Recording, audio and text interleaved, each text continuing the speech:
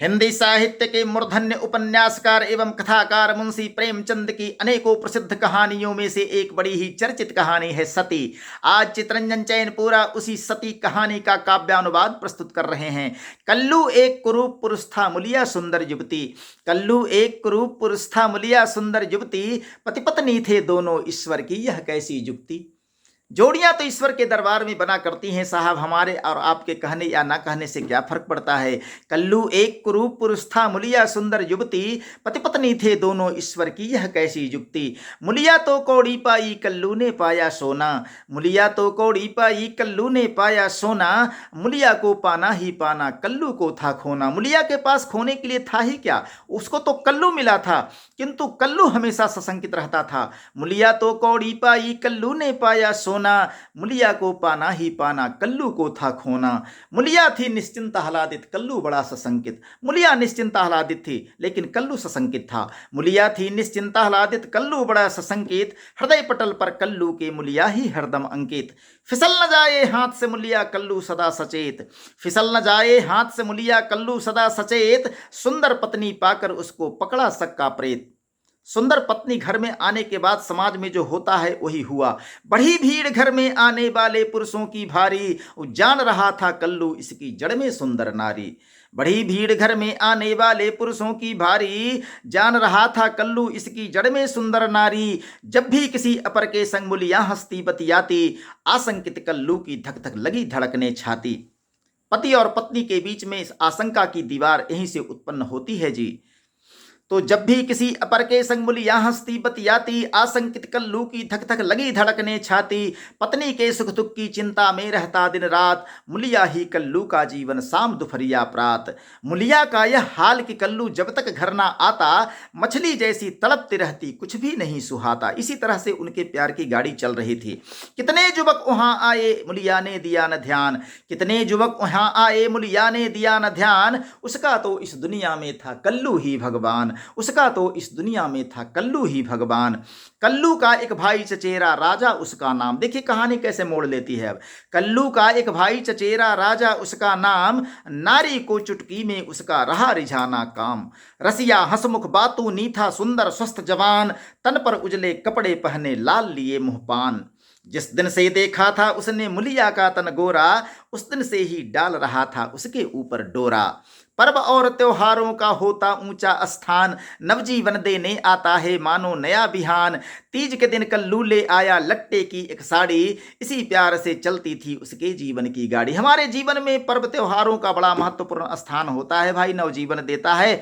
इसी तरह के पर्व त्योहारों में से एक पर्व है तीज, जिस दिन स्त्रियां अपने पति के लिए व्रत रखती हैं। उसी दिन तीज के दिन ही मुलिया को पहनने के लिए कल्लू लट्टे की एक साड़ी लाया। कल्लू की साड़ी की राजा करने लगा शिकायत, ऐसे मौके पर भैया को सूझी बड़ी किफायत।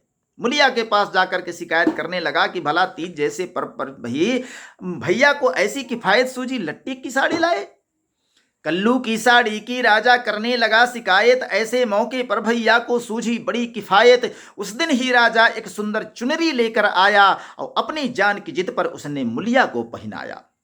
हाथ जोड़कर राजा बोला, भाभी मेरी मान, एक बार ना पहनोगी तो दे दूंगा मैं जान।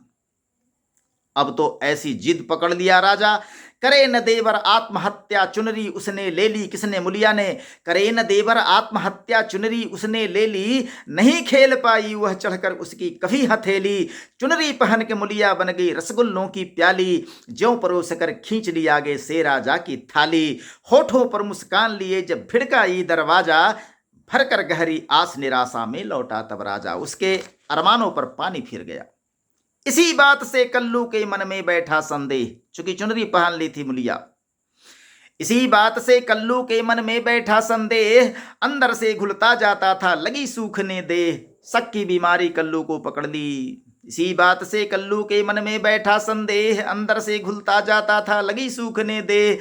मुलिया सारा सच बतला दी खूब लिपट कर रोई, बहुत बहाकर आंसू पति के मन का मैल न धोई। जो होना होता है वही होता है साहब, होनी होकर रहती है। मुलिया सारा सच बतला दी, कुछ भी नहीं छिपाई बेचारी। मुलिया सारा सच बतला दी खूब लिपट कर रोई, बहुत बहाकर आंसू पति के मन का मैल न धोई।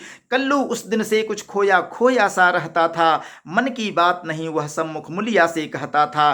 संकित मन कमजोर हुआ तन कल्लू पड़ा बीमार, और जीवन के अब अंतिम दिन वह गिनता था दो चार। परिस्थिति यहां तक आन पहुंची जी। तेज चढ़ा था जुर्तन पर उग आए बड़े फफोले, तब आशंकित मुलिया का मन बार बार अब डोले। पति सेवा में लगी अहरनिश तनिक न पथ से डोली, बिसर गई तन मन की सुध बुध भूली साड़ी चोली। पति प्यार में मुलिया ने अपना सब किया समर्पण, साफ नहीं कर पाई वह कल्लू के दिल का दर्पण। संदेह नहीं मिटा सके मुलिया। मुलिया को पति के विरुद्ध राजा उकसाने आया। उसी बीमारी की अवस्था में मुलिया को पति के विरुद्ध राजा उकसाने आया। पति परायणा नारी का मन जीत नहीं वह पाया। राजा लाया मुलिया के हित सोने का कर्णफूल, सोना का कर्णफूल ले आया एक दिन। राजा लाया मुलिया के हित सोने का कर्णफूल, मार ठोकर पैरों से वह उसे चटाई धूल। राजा तो रिझाने के लिए मुलिया के पास आया था, लेकिन मुलिया उसके हाथ में नहीं आ सकी और उसने पैरों के ठोकर मार करके उसको धूल चटा दिया। उजले कपड़े चिकने मुखड़े से कोई बना न सुंदर, पति पत्नी के बीच प्यार का गहरा एक समंदर। पति पत्नी के बीच वही प्यार होता है जी, दूसरा कोई नहीं आ सकता उसमें। जब जब कल्लू उसे पुकारे कहकर मूला मूला, प्यार में कल्लू मुलिया को मूला मूला कहता था, मूला मूला। जब जब कल्लू उसे पुकारे कहकर मूला मूला, तब तब तोड़ कवच को उसका मन खुशियों से फूला। कल्लू बोला मुलिया से मैं तेरे योग्य नहीं हूं। अंत समय आ रहा था। कल्लू बोला मुलिया से मैं तेरे योग्य नहीं हूं, क्यों कहते हो ऐसा प्रियतम, मैं तो बस तेरी हूं। मुलिया तो कल्लू के प्रति ही समर्पित थी। कल्लू भले संदेह करता था। कल्लू बोला मुलिया से मैं तेरे योग्य नहीं हूं, क्यों कहते हो ऐसा प्रियतम, मैं तो बस तेरी हूं। सुंदर काया चढ़ी जवानी लगता था अब भारी, क्या करती किस्मत की मारी रोती थी बेचारी। चढ़ी जवानी और सुंदर काया अब उसको मुलिया को भारी लगने लगा। सुंदर काया चढ़ी जवानी लगता था भारी, क्या करती किस्मत की मारी रोती थी बेचारी। अंत समय कल्लू ने किया बहुत ही पश्चाताप, अंत समय कल्लू ने किया बहुत ही पश्चाताप। तुमको गलत समझकर सचमुच बहुत किया मैं पाप। मुझको करना माफ सदा मैं तुम पर शक करता था, मुझको करना माफ सदा मैं शक तुम पर करता था। तुम हो कितनी पाक साफ मैं नाहक ही डरता था। हाथ जोड़कर माफी मांगा झुक गई उसकी गर्दन, हाथ जोड़कर माफी मांगा झुक गई उसकी गर्दन। सूख गया सब पानी खाली लुढ़क गया था बर्तन।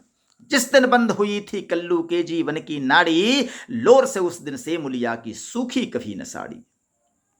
दुर्दिन आ गया उसके ऊपर। जिस दिन बंद हुई थी कल्लू के जीवन की नाड़ी, लोर से उस दिन से मुलिया की कभी न सूखी साड़ी। 6 माह में घूम घाम कर राजा वापस आया कल्लू की मृत्यु के बाद। देखिए अब कहानी यहां से मोड़ ले रही है। 6 माह में घूम घाम कर राजा वापस आया, उसकी भी पत्नी मर गई थी, मुलिया पर ललचाया। राजा की पत्नी भी मर गई थी, वह भी अकेला था, और मुलिया का पति कल्लू मर गया था। अब मुलिया भी अकेली थी।